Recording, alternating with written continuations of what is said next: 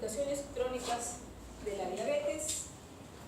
A ver, entonces todos ya han tenido la clase de diabetes, ¿no? Ya saben diagnosticar diabetes, tipos de diabetes, ¿qué más les han enseñado? Falta tratamiento nomás, ¿no? Ya, entonces ya saben pues que la diabetes es una enfermedad crónica, en la que no solamente hay alteración en el metabolismo de los hidratos de carbono, sino también de las proteínas y de las grasas.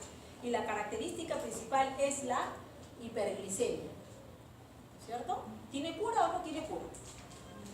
No tiene cura. Entonces, ¿para qué la tratamos? Para evitar esto, las complicaciones agudas y las complicaciones crónicas, ¿no? Que son limitantes para la vida del paciente. En la diabetes se sabe que hay daño circulatorio sistémico desde que inicia la enfermedad, pero ya vamos a encontrar alteraciones histológicas en diferentes tejidos a partir de 5 años de enfermedad y manifestaciones clínicas a partir de 10 años. Las complicaciones las vamos a tener a nivel microvascular, pequeños vasos, y macrovascular, grandes vasos, principalmente en el riñón, en la retina y en el sistema nervioso. Se sabe que en la diabetes hay mecanismos bioquímicos precozmente alterados donde la hiperglicemia es el principal factor productor de esas complicaciones. Muchos estudios se han realizado, como los clásicos DCCT y el UKPDS, que son estudios grandes realizados en pacientes con diabetes tipo 1 y tipo 2, donde se comparaba tratamiento intensivo versus tratamiento convencional, y en estos estudios se demostró que el principal factor productor de estas complicaciones es la hiperglicemia. Tal es así que se pueden presentar estas complicaciones en intolerancia a la glucosa. Por eso que un adecuado tratamiento va a prevenir o retardar la presencia de estas complicaciones. Pero cuando ya estas complicaciones están en estadios muy avanzados, la normoglicemia no va a revertir la complicación y muchas veces no va a poder detener la evolución de esta. Bien, estas son las complicaciones que se dividen en microvasculares como nefropatía diabética, retinopatía diabética, neuropatía diabética, y las macrovasculares, enfermedad cardiovascular, enfermedad cerebrovascular y enfermedad arterial periférica. Entonces, ¿cómo se supo pues que la hiperglicemia era la que originaba todas estas complicaciones? Se lanzó una hipótesis. La reducción de los niveles altos de glucosa son beneficiosos para prevenir o retardar la presencia de complicaciones en pacientes diabéticos. Y para responder esta pregunta se hicieron diferentes estudios. Uno de ellos muy importante es el DCCT, Diabetes Control and Complication Trials. Es un estudio realizado en pacientes diabéticos tipo 1, un gran número de pacientes tipo 1, en donde se agruparon para recibir dos tipos de tratamientos. Un grupo recibía tratamiento convencional, lo que ellos siempre recibían, y otros tratamiento intensivo. ¿En qué consistía el tratamiento intensivo? Estos pacientes diabéticos tipo 1 deberían recibir por lo menos 3 inyecciones de insulina al día o usar bombas de infusión. Deberían por lo menos tener 4 controles de glucosa capilar al día. Tenían que lograr controles de glucosa basal, lo de ayunas entre 70 y 120. Y la glucosa postprandial debía ser menos de 180. Ustedes saben que la glucosa postprandial, después de los alimentos, medía a las 2 horas, ¿no es cierto? Y como meta de hemoglobina glicosilada menor o igual a 6.5%. Entonces, ¿qué se encontró en el grupo de pacientes que recibía este tratamiento intensivo versus el convencional? Que el grupo intensivo tenía una hemoglobina glicosilada 2% menos que el tratamiento convencional. La glicosilada andaba alrededor de 9% y la del tratamiento intensivo alrededor de 7%. Sí saben lo que es la glicosilada, ¿no? ¿Qué cosa es la hemoglobina glicosilada? Estamos hablando en chino. Para medir 3 meses. Claro, me da el promedio de glucosa de los últimos 3 meses, ¿no es cierto? Porque la glucosa fluctúa, varía. En la mañana es un valor, dependiendo de lo que como es otro valor, en la noche en la verdad es otro valor. Entonces, esas fluctuaciones las medimos con la hemoglobina glicosilada. La meta en un paciente diabético es que tenga una glicosilada, según la Asociación Americana de Diabetes, menos de 7%. Y según otras entidades, menos de 6.5%. Entonces, eso asegura que el paciente tenga menos riesgo de presentar estas complicaciones. Entonces, ¿en quién es más difícil controlar la glucosa? En los diabéticos tipo 1. Se hizo ese estudio y se vio que aquí tenían 9%, acá 7% los que tenían terapia intensiva. ¿Y eso en qué se tradujo? En menos retinopatía diabética, ¿no? Se tuvo una prevención primaria, una disminución en retinopatía diabética del 76% en el grupo que recibió tratamiento intensivo versus convencional. Ahora, no solamente hubo prevención primaria, sino también hubo una disminución de la progresión de retinopatía en el grupo que estaba recibiendo el tratamiento intensivo, una disminución de 54%. No solamente en retinopatía, en las otras complicaciones microvasculares como nefropatía, neuropatía, también se evidenció una reducción de ese riesgo, ¿no? Entonces, y había pues una relación, un 43% de reducción del riesgo por cada 10% que disminuía la hemoglobina glicosilada en estas complicaciones microvasculares, pero también se vio severa hipoglicemia, es decir, aquellos que tenían mejores hemoglobinas glicosiladas tenían más riesgo de hacer hipoglicemia severa. Este estudio, que es el DCCT, duró más o menos 10 años. Al cabo de 10 años, cada uno continuó con su tratamiento habitual y fueron observados en este estudio EDIC. O sea, ya no estaban en tratamiento, cada uno seguía con su tratamiento habitual, pero fueron, digamos que, observados o vigilados, ¿no? ¿Qué es lo que pasaba con ellos? Y ¿qué se vio? En estos 10 años de observación, que ya no estaban en tratamiento, manejaban hemoglobinas glicosiladas similares, ¿no? El grupo que estuvo en tratamiento intensivo, ya la hemoglobina glicosilada le subió a 7.9 y el convencional 8%, o sea, bastante similar. ¿Y eso en qué se tradujo? Se vio que estos pacientes habían disminuido el riesgo de complicaciones cardiovasculares, o sea, habían menos infartos no fatales, stroke y muertes por enfermedad cardiovascular, un 57% menos en el grupo que había recibido tratamiento intensivo. O sea, ya no estaba recibiendo tratamiento intensivo, anteriormente recibió tratamiento intensivo, pero ese buen control metabólico lo protegió para años posteriores para que no presentaran eventos cardiovasculares. Y ahí es que se acuñó el término de memoria metabólica.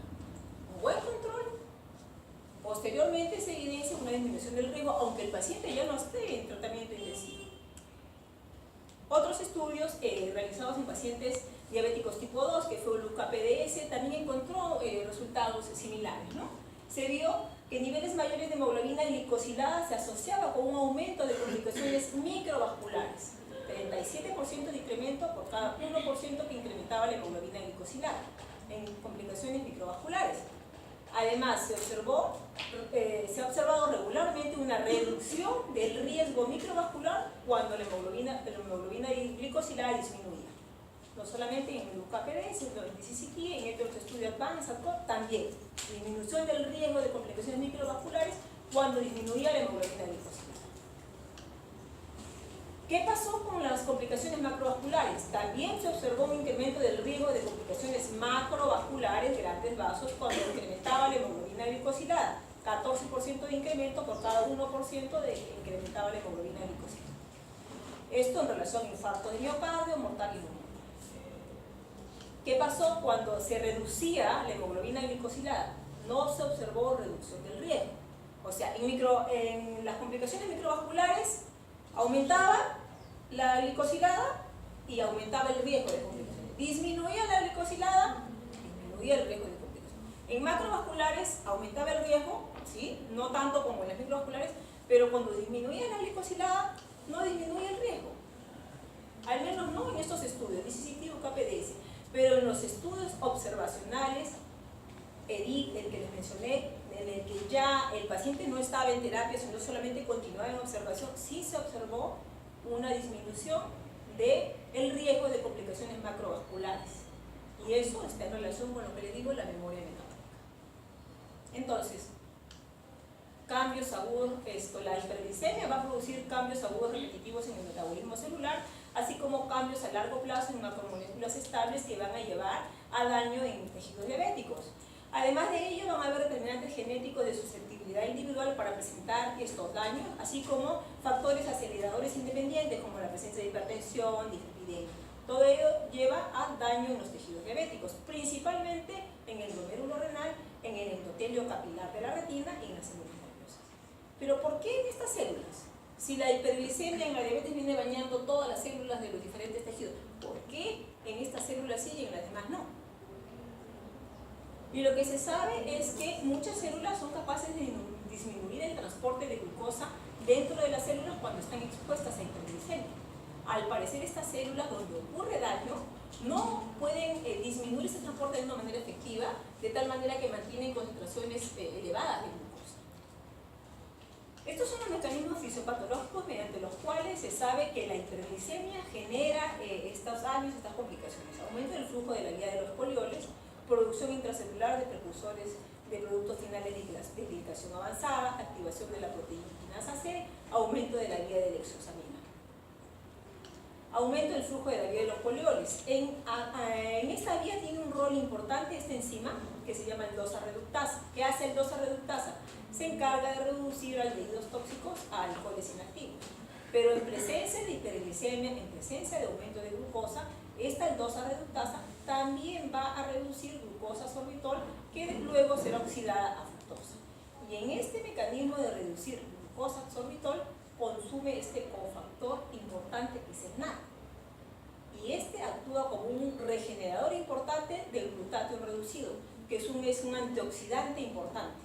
Entonces, al haber un mayor consumo de este NAD que va a regenerar este antioxidante por esta vía, aumenta la susceptibilidad al estrés. Producción intracelular de precursores de AGEs. La glicación no enzimática es el proceso mediante el cual se produce modificación del grupo amino de la proteína por acción de los azúcares reducidos. ¿Y esto qué produce? Diferentes acciones. A nivel de las proteínas intracelulares va a modificarlas, sobre todo aquellas proteínas que están relacionadas a la transcripción genética. A nivel de las proteínas de la matriz extracelular, también las modifica originando disfunción celular. A nivel de las proteínas que están en el torrente circulatorio, como la albúmina, también las modifica y hace que actúe sobre receptores específicos para la producción de factores de crecimiento y citoquinas. Activación de la proteína quinasa C. La hiperglicemia va a aumentar la síntesis de una molécula que se llama diacilglicerol. Este diacilglicerol es un activante crítico de la proteína quinasa C, estas isoformas, beta y gamma. Y lo que origina es unas alteraciones en la expresión del gen, de tal manera que las cosas que son buenas por un buen funcionamiento están disminuidas y aquellas que son malas están aumentadas. Por ejemplo, ¿qué hace? Disminuye el óxido nítrico, que es un vasodilatador, y aumenta la endotelina 1, que es un vasoconstrictor, y esto origina anormalidades en el flujo sanguíneo. Aumenta el factor de crecimiento del endotelio vascular, y esto produce permeabilidad vascular y angiogénesis. Aumenta el factor de crecimiento transformante beta, que origina un aumento del colágeno y de la fibronectina, originando oclusión capilar. Aumenta el inhibidor activador del colágeno número 1, que disminuye la fibrinolisis y produce oclusión vascular. Aumenta el factor nuclear KB, que produce una explosión de genes proinflamatorios. Aumenta el NAD, aumentando esto las especies de oxígeno reactivo con múltiples efectos en el endotelio y en las células mesangiales. Actividad de la vía de la exosamina. La glucosa normalmente es metabolizada a glucosa 6-fosfato y luego fructosa 6-fosfato, y de acá se va el resto de la vía glicolítica. Pero en presencia de hiperglicemia, esta fructosa 6-fosfato también se desvía a esta vía en la que esta enzima glutamil 6-fosfato aminotransferasa la convierte a glucosamina 6-fosfato y luego esta a uridil 10-fosfato, originando alteraciones en la expresión del gen. Toda esta cascada para decir que se altera la expresión del gen y que se produce un factor de crecimiento transformante beta 1, aumenta la expresión del factor transformante beta 1 y del inhibidor activo del plasminógeno, ambos malos para los vasos sanguíneos. Todos estos mecanismos tan complejos, estas cascadas que se producen, es para explicar que la hiperglicemia produce daño en las células, principalmente en las células de vaso. Resumiendo. Ahora, vamos a hablar algo de las complicaciones microvasculares. Tenemos primero la nefropatía diabética. Si nos vamos nosotros a una sala de hemodiálisis y empezamos a preguntar a cada paciente qué enfermedad tuvo que lo llevó a esa enfermedad crónica terminal, el 33% va a decir que es por diabetes. O sea, la diabetes es una causa importante de enfermedad crónica terminal. En los diabéticos tipo 1, 30-40% van a presentar esta complicación, constituyendo una de las principales causas de muerte. En el diabético tipo 2 llega hasta un 5-20% de acuerdo a las series estudiadas. Donde mejor se ha podido estudiar la evolución de esta complicación es en el diabético tipo 1. ¿Por qué? Porque en ellos se puede saber con exactitud el tiempo de enfermedad. Ustedes saben, cuando uno hace el diagnóstico de un diabético tipo 2 no puede precisar cuántos años lleva de enfermedad. ¿No es cierto? ¿Por qué? Porque en las primeras etapas es silente, es asintomático. El diabético puede estar con 130, 140, 150, que ya es un valor diagnóstico de diabetes. ¿Cuánto es el rango de diabetes en glucosa de ayunas? 126, ¿no es cierto? pero eso no produce síntomas. Años, 140, 130, y es diabético, años. Y como no hay síntomas, el paciente está pues sin saber que tiene esta enfermedad. Entonces, no podemos precisar el tiempo de enfermedad en un paciente diabético tipo 2. En cambio, en el diabético tipo 1 sí, porque cuando se presenta la enfermedad ya se presenta con todas las alteraciones, con todo el cuadro clínico de gran hiperglicemia. Entonces, en los pacientes diabéticos tipo 1 se sabe que es raro esta complicación antes de los 10 años de enfermedad. Tener presente que la retinopatía, que es una complicación también microvascular, va acompañando a la nefropatía en el 95% de los casos. Entonces, tienen un paciente que tiene nefropatía diabética y le hacen su estudio para retinopatía diabética y no tiene, sospechen que la nefropatía es de otra causa. Lo mandan al nefrólogo para que descarte otra causa de enfermedad renal distinta a la diabetes. Está también, es importante mencionar que hay una relación directa entre duración de enfermedad y mal control metabólico con nefropatía diabética. O sea, a más tiempo y peor control metabólico, más riesgo de que se presente esta complicación.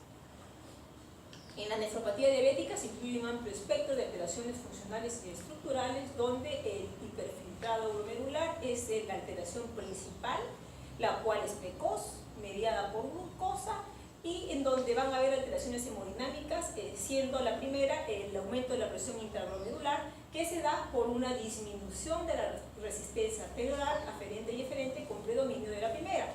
¿Esto que origina? Vasodilatación, y la vasodilatación aumento del flujo plasmático renal, aumento de la presión intraglomerular, que lleva pues a la hiperfiltración glomerular, que es la primera alteración que aparece en la nefropatía diabética. Entonces, la hiperglicemia va a estar relacionada a la producción y desarrollo de la nefropatía diabética, pero hay otros factores que también van a influir, como la presencia de citoquinas y factores de crecimiento. La hormona de crecimiento es factor de crecimiento similar a la insulina, IGF-1, que origina pues, el crecimiento de tejido fibrótico en las células tubulointersticiales, péptido natriurético auricular, factor transformante beta y sus receptores, y el óxido nítrico. Entonces, sabemos que normalmente hay un ultrafiltrado libre de proteínas, y esto se debe a la integridad que existe entre la barrera glomerular y el sistema adecuado tanto de flujo y de presión.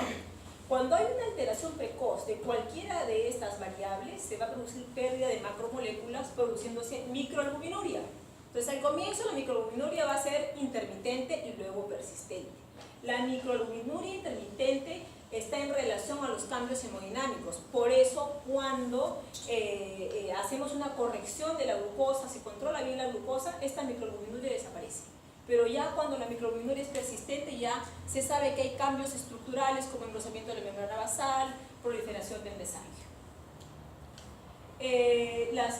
Sabemos en la nefropatía diabética en estadios iniciales puede haber un aumento de la masa renal, con un aumento de la masa glomerular y tubular, pero conforme va progresando en estadios finales, más bien el riñón se achica, disminuye de tamaño.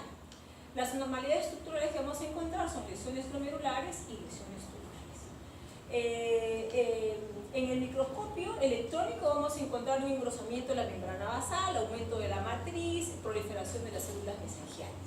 En el microscopio óptico vamos a encontrar unas lesiones difusas como depósito de material amorfo en las células de los capilares glomerulares, que posteriormente se van a ir agrupando formando la glomerulosclerosis nodular, descrita por Kilmenstein y Wilson en el año 1936, que es considerada esta la lesión patognomónica de nefropatía diabética. Lesiones tubulares como depósito de glucógeno en las células tubulares, principalmente en el asa de Henle, producen la nefrosis glucogénica de Armani y Epstein. Vemos acá en este gráfico un glomérulo normal, acá una glomerulosclerosis difusa, acá ya la forma nodular, que es la forma patognomónica, y en la nefropatía diabética estadio final más bien se reducen, ¿no? El glomérulo se reduce. Los estadios de la nefropatía diabética son 5 estadios. El primer estadio de hiperfiltración glomerular, el segundo estadio donde hay una eliminación intermitente de albúmina en orina, especialmente durante el ejercicio, es una fase silente.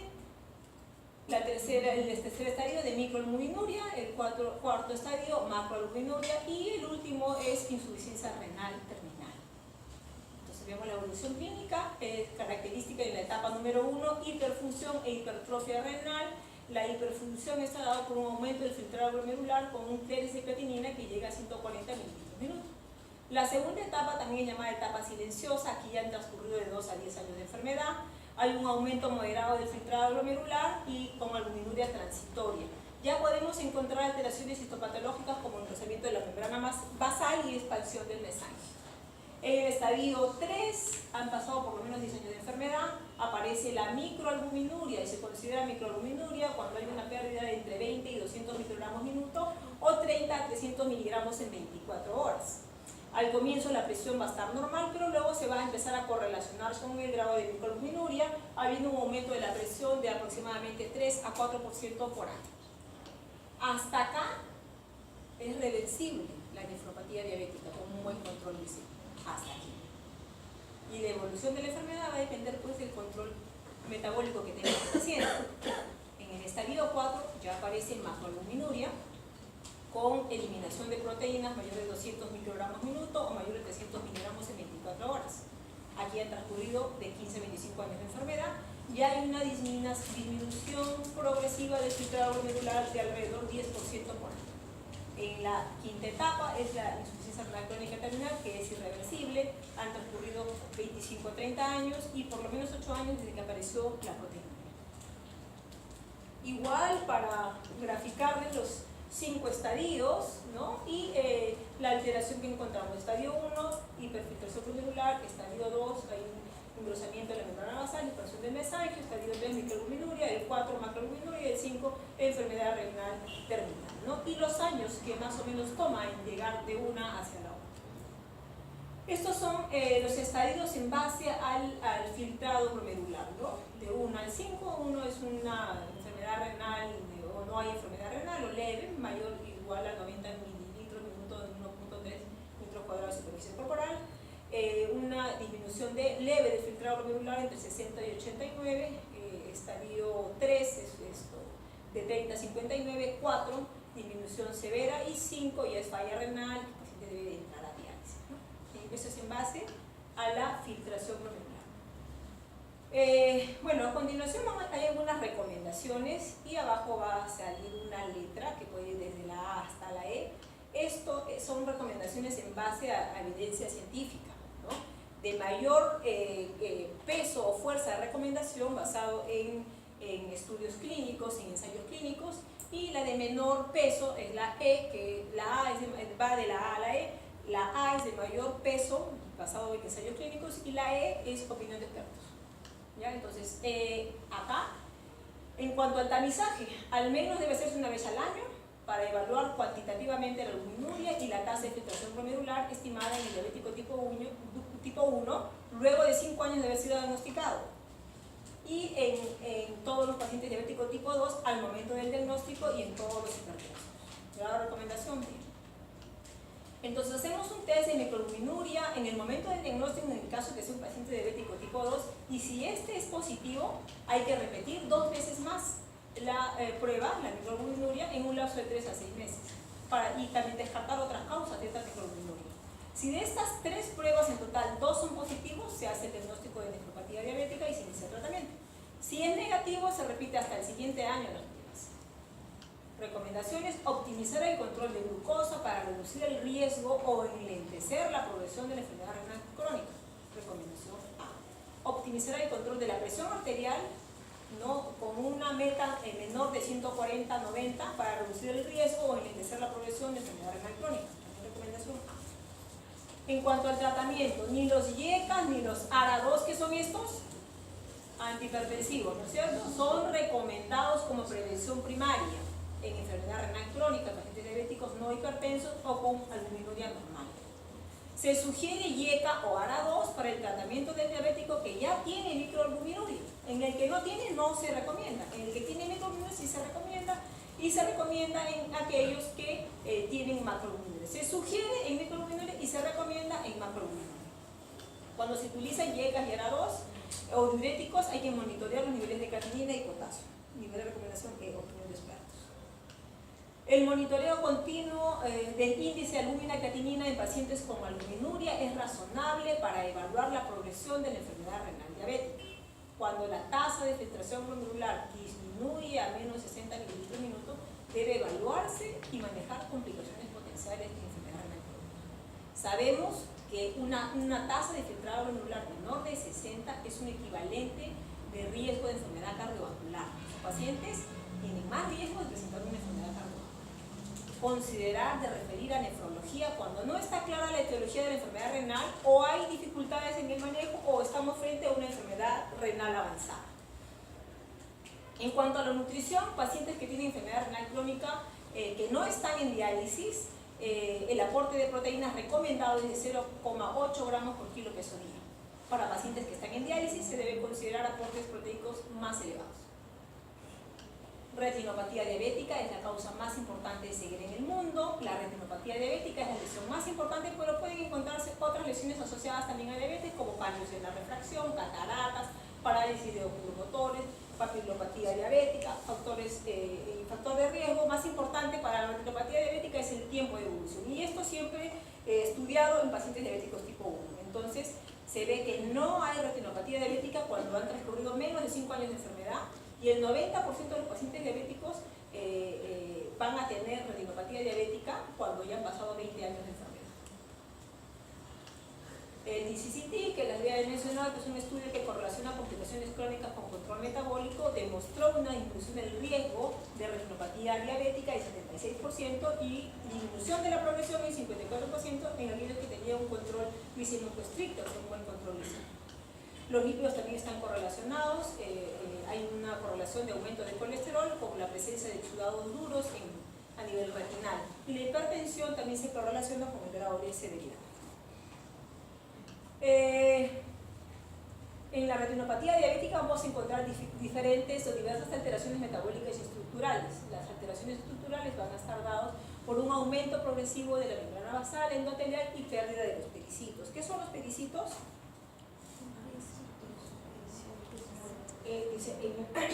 Como parte de la patogenia, hay un aumento de la membrana basal del endotelio y pérdida de los pericitos.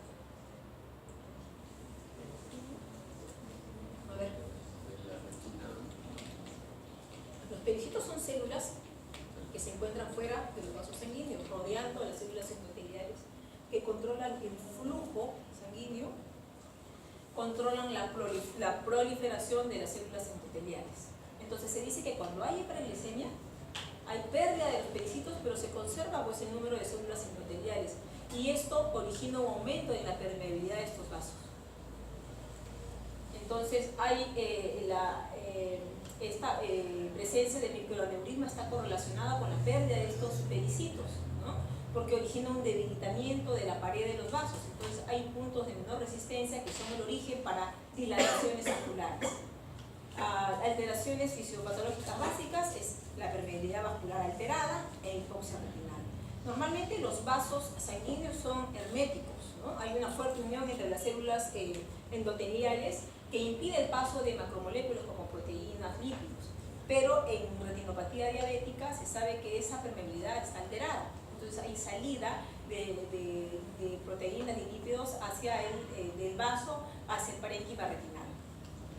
La hipoxia retinal va a estimular el aumento de sustancias que aumentan la proliferación de nuevos vasos, incrementa la neovascularización, pero estos vasos que se crean son vasos débiles, son vasos anómalos que se rompen y sangran con facilidad.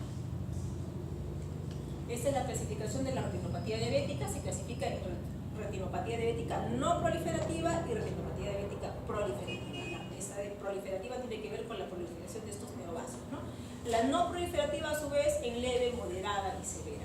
La retinopatía no proliferativa en leve, hay microneurismas, hemorragias retinales, exudados duros y algodonosos.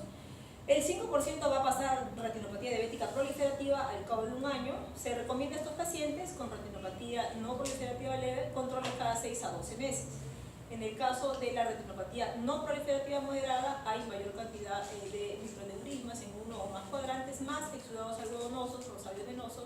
El 20% progresa a retinopatía diabética proliferativa en un año, y el control debe hacerse cada 6 a 12 meses.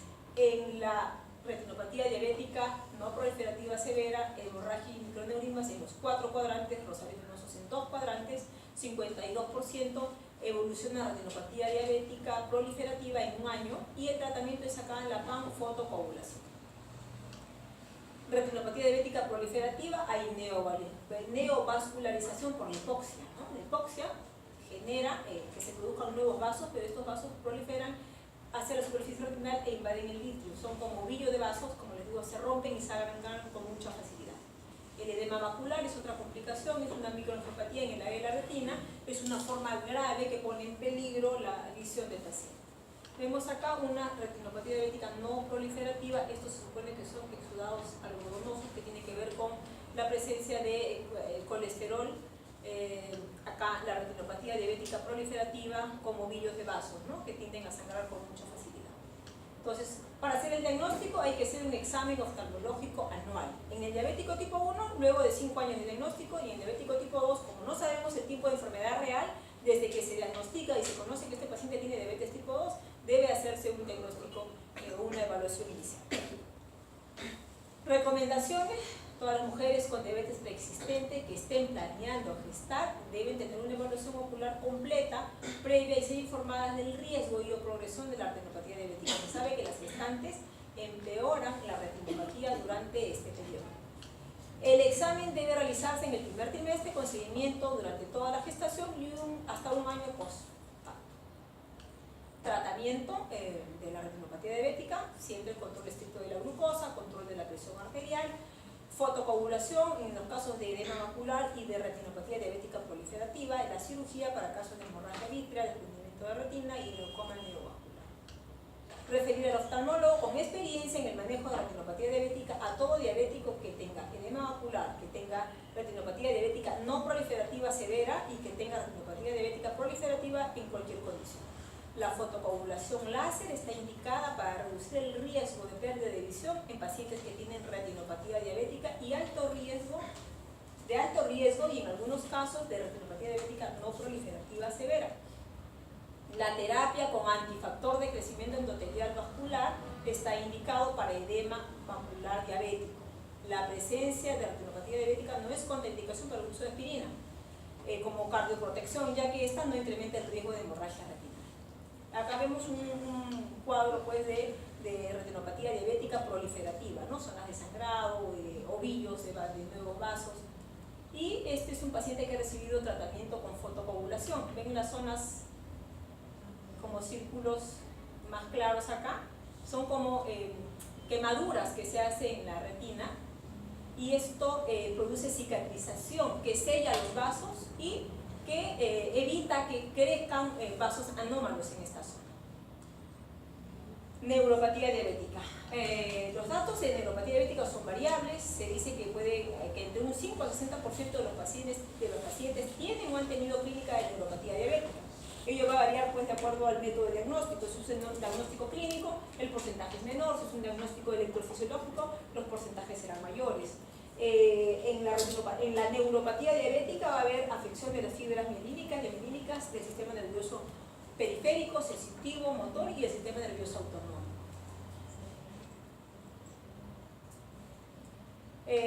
Las anormalidades histopatológicas son engrosamiento de la membrana basal y de vasos endoneurales, así como la hialinización de las arteriolas con engrosamiento del espacio perivascular. Va a haber desmielinización y remilinización segmental y paranodal con pérdida de las fibras mielínicas y aminílicas. Anormalidades funcionales caracterizadas por un retardo de la velocidad de conducción motor y sensitiva y un aumento del umbral en la percepción vibratoria y térmica. La clasificación. Esta es la clasificación de las formas clínicas más comunes de neuropatía diabética. A la cabeza, la neuropatía periférica distal y simétrica. Se caracteriza por dolor, parestesia, diestesia, predominio nocturno. Hay pérdida de la sensibilidad, disminución o abolición del reflejo aquiliano, suele ser progresiva. La zona que más se afecta son los miembros inferiores, ¿no? En distal. La mononeuropatía del nervio craneano, caracterizada por dolor localizado de comienzo brusco, seguido de parálisis que se suele resolver al cabo de 6 a 12 semanas. Pares craneales involucrados, tercero, cuarto, sexto, séptimo. Neuropatía tóraco-abdominal, truncal o radiculoneuropatía. el dolor agudo, hay un dolor agudo localizado, pérdida de la sensibilidad, usualmente es de un solo lado, puede haber pérdida de peso y suele ser reversible. A veces el dolor es tal que cuando se ubica en la pared torácica puede simular un cuadro de infarto o un cuadro de pancreatitis cuando es la pared abdominal alterada, ¿no? O también se presenta como difusa en todo el tronco. Las mononeuropatías por atrapamiento es un dolor localizado y más en el compromiso motor. El área afectada, túnel del carpo, cubital del codo, radial, ciático, peroneal, femoral, lateral. Plexopatía o neuropatía proximal o amiotrofia diabética. Las manifestaciones clínicas: dolor, debilidad muscular, hipotrofia muscular, usualmente asimétrica, arritmia rotuliana, usualmente también asimétrica, pérdida de peso, depresión, suele ser reversible. El área afectada es la cintura pélvica y puede estar presente la forma generalizada conocida como caquexia neuropática. Diagnóstico: en cualquier fase evolutiva, tanto de diabetes tipo 1 y diabetes tipo 2, sabemos que la hiperglicemia empeora el cuadro o lo desencadena. El examen físico-neurológico debe hacerse para la búsqueda de alteraciones sensitivas, superficiales y profundas. Vamos a usar el monofilamento de Siemens para hacer la evaluación de la sensibilidad, evaluar si hay compromiso motor, que este suele ser moderado, con presencia de debilidad, de atrofia, de debilidad de los miembros. Para el diagnóstico es fundamental que hay una pérdida del reflejo patelar y aquiliano y alteración de la sensibilidad vibratoria. ¿Cómo medimos sensibilidad vibratoria? ¿Qué pasó? ¿Esto qué es? ¿Qué se está evaluando? El reflejo rotuliano con refuerzo. Ese es el refuerzo. Se le pide al paciente que haga una contracción isométrica de otro músculo y esto hace que aumente la actividad del reflejo, ¿no? Entonces, ahora les voy a explicar cómo es que se valora esto. Entonces, tenemos acá una medición del reflejo patelar con refuerzo. Los reflejos osteotendinosos a evaluar, el aquiliano y el rotuliano, la sensibilidad vibratoria con el diapasón de 128 Hz, la sensibilidad presora con el monofilamento de 10 gramos aplicados en el dorso del dedo gordo del pie, la sensibilidad dolorosa con la punta del alfiler aplicado sobre el ortejo del dedo gordo del pie. Este es el monofilamento, monofilamento de Siemens de 10 gramos, y hay 10 puntos donde se va a evaluar. Se le pregunta al paciente, se le hace que se recueste sobre una camilla y hay 10 puntos, 9 en la zona plantar y 1 en la dorsal, y se le pide al paciente que cierre los ojos y uno va tocando estas áreas con el monofilamento y se le pide al paciente que si siente o no siente el monofilamento, ¿no? Para evaluar la sensibilidad.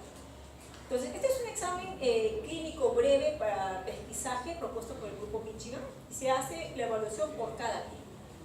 Primero hay que ver la apariencia del pie, si es un pie normal, o un pie que tiene deformidades, piel seca, callos, infecciones, fisuras. La presencia de ulceraciones, si está ausente o está presente, el reflejo aquiliano si está presente con refuerzo, que tiene otra puntuación, o si está ausente, ¿no? Igual percepción de derivación, presente, disminuida o ausente. La probabilidad de neuropatía es alta si el puntaje es mayor de 2.8. Cada evaluación es por pie. Y este es un examen ya más completo también por el grupo Michigan.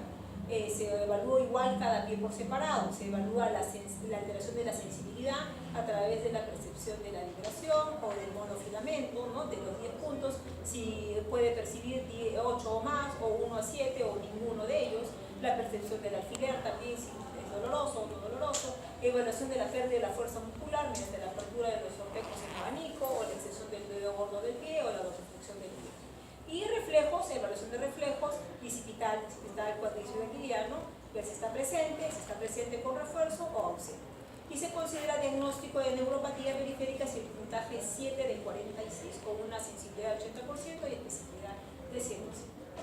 Tratamiento, control de la glucosa. En todo va a ser el tratamiento la base de control de la glucosa, control de factores agravantes, por ejemplo la hipertensión, la hipotiremia, si el paciente fuma, evitar que fume.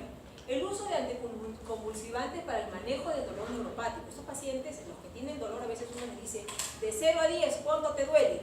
12, el dolor es intenso, ¿no? Se utiliza pregabalina, gabapentina, carbamazepina, ¿ya? Y a veces no es suficiente con este anticonvulsivante, Entonces tenemos que añadir a eso un antidepresivo tricíclico como la amitriptilina. Y a veces no es suficiente y agregamos también agentes similares opioides como el Tramal. Y a veces con todo ello el paciente sigue muy adolorido, ¿no? Estos tratamientos como ácido alfa-lipoico o tioptio, que son antioxidantes unidos a la benfotiamina, que es una vitamina B1 de acción prolongada, se utilizan, pero digamos, la mejoría es a largo plazo, ¿no? El paciente lo que quiere en el momento es que le calmen el dolor. Entonces, estos anticonvulsivantes y los antidepresivos tricíclicos junto con el tramadol nos pueden ayudar a resolver el dolor de nuestros pacientes. Estas son formas de neuropatía autonómica que también van a ustedes poder ver en el paciente diabético.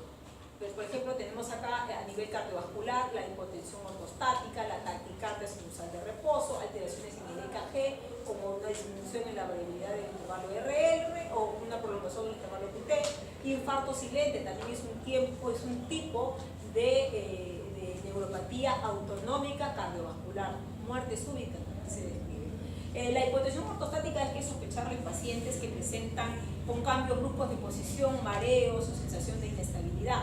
¿Cómo se diagnostica? Se le mide la presión arterial al paciente estando en decúbito y luego se le pone de pie y se le vuelve a medir la presión. Si hay una disminución en la presión sistólica mayor a 30 mililitros de mercurio o mayor de 10 en la presión diastólica, se hace el diagnóstico, ¿no? A nivel gastrointestinal podemos tener retardo de evacuación gástrica con gastroparesia, diarreas a predominio nocturno, son unas diarreas que generalmente no son orgánicas, o sea, no hay fiebre, no hay dolor, no hay malestar, no lo deshidrata al paciente, ¿no? Pero fastidia, porque el paciente cada rato quiere igual, ¿no? Y a veces asociado esto a incontinencia esfinteriana y pueden haber alteraciones de cuadros de diarrea con estreñimiento.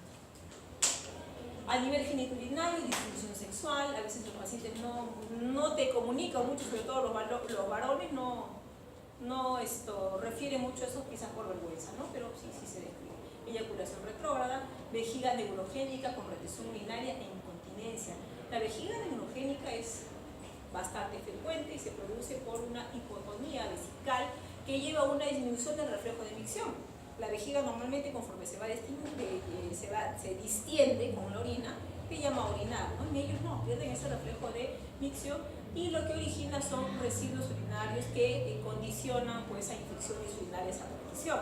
¿Cómo se hace el diagnóstico? Se le dice al paciente que vaya a miccionar y se le mide el residuo postmiccional por micción forzosa y si es más de 100, en ecografía se mide eso, ¿no? Se le manda que vaya a orinar, orine todo lo que pueda y regresa y si se le mide y encuentra un residuo vesical mayor de 100, eso pues considerado normal. Otras alteraciones, retardo en la retracción pupilar, anhidrosis e intolerancia. ¿Qué hacemos para mejorar la hipotensión ortostática? Evitar cambios posturales bruscos, hay que decirle pues, que se siente despacito, que se pare despacito, que esos movimientos los hagan con mucha cautela, utilizar medias compresivas, algunos fármacos que pueden retener sodio como los hidrocortisona. La disfunción gastroesofágica se pueden utilizar algunos procinéticos como metoclopramida o domperidona. La diarrea diabética a veces se resuelve con algunos antibióticos de alto efecto por corto tiempo o loperamida que es un antidiarreico. Y contrariamente a lo que siempre le recomendamos a los pacientes que consuman mucha fibra, acá tenemos que decirle bueno, que disminuya la cantidad de fibra para que no aumente este problema, ¿no? En la vejiga neurogénica se le entrena al paciente para evacuación completa, incluyendo algunas maniobras de compresión abdominal. También está indicado el cateterismo vesical intermitente y tratamiento de las infecciones urinarias que puedan presentarse. Este betamecol ayuda a la actividad de las vías urinarias y de la vejiga. Tiene una acción a nivel de los receptores muscarínicos. Disfunción sexual, apoyo psicoterapéutico, fármacos orales como sildenafil, fentolamina, fármacos transuretrales, fármacos de aplicación intravenosa también y en algunos casos prótesis. Complicaciones macrovasculares, sabemos que la diabetes predispone una serie de disturbios circulatorios porque en estos pacientes, comparados con los no diabéticos, hay una aterosclerosis acelerada y difusa que es de presentación más precoz y más severa. Hay un estado protrombótico en ellos y de disfunción endotelial. Las complicaciones macrovasculares son causa de invalidez y muerte, sobre todo en el paciente diabético tipo 2, y donde ellos también vamos a tener factores de riesgo de estas enfermedades cardiovasculares, la obesidad, la hipertensión y la hiperlipidemia que suele encontrarse en este grupo de pacientes con diabetes tipo La diabetes aumenta la incidencia y prevalencia de enfermedad cardiovascular. Se sabe que la mortalidad es 3 a 4 veces mayor que en la población no diabética, y esto es porque la enfermedad coronaria en ellos es más extensa. La oxigenación va a empeorar porque hay un engrosamiento de la membrana basal capilar y por el estado de hipercoagulabilidad. Están comprometidas no solamente las arterias, sino también las grandes arterias, sino también las pequeñas arterias de microcirculación. Y es importante tener presente que estos pacientes pueden presentar la isquemia silente. El 25% de los infartos son indoloros en ellos. La enfermedad cerebrovascular, el infarto cerebral es 3 a 10 veces mayor en el paciente diabético que en el no diabético. El riesgo incluso está en pacientes que tienen intolerancia a la glucosa. Si todavía no son diabéticos, pero ya ese riesgo se observa en ellos. Enfermedad arterial periférica. La aterosclerosis en los miembros inferiores es más precoz y progresiva en el paciente diabético. En ellos hay un riesgo de amputación no traumática 15 veces mayor que en el no diabético. Se sabe que el compromiso de ellos es a nivel de los vasos debajo de la rodilla. Comparado con el no diabético, que tiene enfermedad arterial periférica, es más afectación proximal. En los diabéticos hay oclusiones multisegmentales también, y generalmente es bilateral el compromiso. En cambio, el no diabético es más de un solo miembro. En cuanto a hombres y mujeres, afectan igual, diabéticos con enfermedad arterial periférica, hombres y mujeres igual de proporción. En los no diabéticos, la enfermedad arterial periférica es más en los varones. Factores de riesgo: tabaco, hipertensión, colesterol. El chico está que se duerme. Aplauden porque están cansados.